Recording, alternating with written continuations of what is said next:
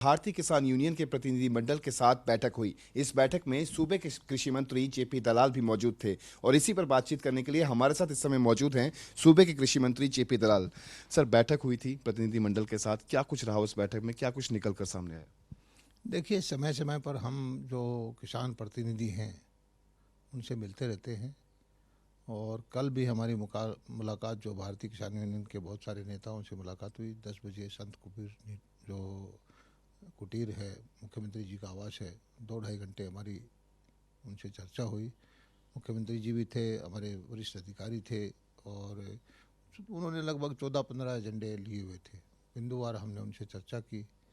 मुख्य रूप से ये था कि ज़मीन अधिग्रहण का मामला था, सड़कें निकल जाते थे, किसान की ज़मीन दोनों तरफ हो जाती, वो मामला था।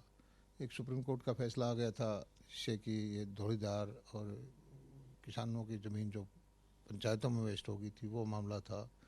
गन्ने का मामला था, मुआवजे का मामला था, बीमे का मामला था, ज़मीन अधिग्रहण के मामले में जो ज़्यादा पैसा लेने का मामला था। तो इस तरह के ज़्यादातर मामले हमने मतलब पॉजिटिव एटीट्यूड के साथ मुख्यमंत्री जी ने उनको सुना और जो उन्होंने भी स्वीकार किया कि सरकार की नीयत जो है समस्याओं के समाधान की है, होने वाली चीज़ हमने कहा कि हम करेंगे।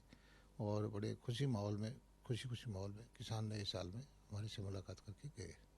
सर, इस बैठक के अंदर जो है वो मालिकाना हक को लेकर जो है मुहर लगती हुई दिखाई दी है, क्या कुछ रहा उसको लेकर? कौन कौन से ऐसे उनकी प्रमुख मांग थी जिस पर जो अब जमीन अधिग्रहण के मुद्दे पर जो है वो मुहर जो है वो सरकार द्वारा लगाई जा चुकी है? पिछले दिनों माननीय उच्चतम न्यायालय का एक जजमेंट आया था जिसमें कहा गया कि जो ज़मीन है, जुमला मालिकान या तरह तरह की ज़मीन होती है, वो शामलात दे, वो जो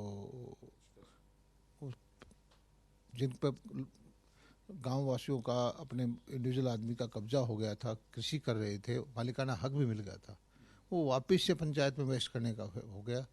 और उसमें कुछ ऐसे लोग भी थे कि जो ज़मीन ही उन्होंने पंचायत को दी थी और फिर वो अपनी उसमें कृषि करते। तो इस तरह के अलग अलग आइडेंटिफाई करके मुख्यमंत्री जी ने ये कहा था कि हम असेंबली में कानून बना करके यथासंभव जो आपका जायज़ हक है उसकी हम पूर्ति करेंगे, आपके हक में कानून बनाएंगे और जो जहाँ आपका हक नहीं है वो पंचायत में वेस्ट होगी। एक अंतिम सवाल सर, गन्ना समीक्षा बैठक कमेटी जो है वो बनाई गई और दूसरी तरफ किसानों ने आह्वान कर दिया है कि यदि सरकार जो है अपने अड़ियल रवैये पर यूं ही अड़ी रही तो 20 जनवरी को जो है वो तमाम प्रदेश के अंदर जहां जहां मिल्स हैं उनके बाहर जो है वो धरना प्रदर्शन करेंगे।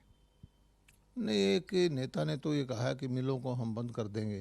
अब देखिए, मिल अगर बंद हो जाएंगे तो किसान गन्ना कहाँ लेके जाएगा?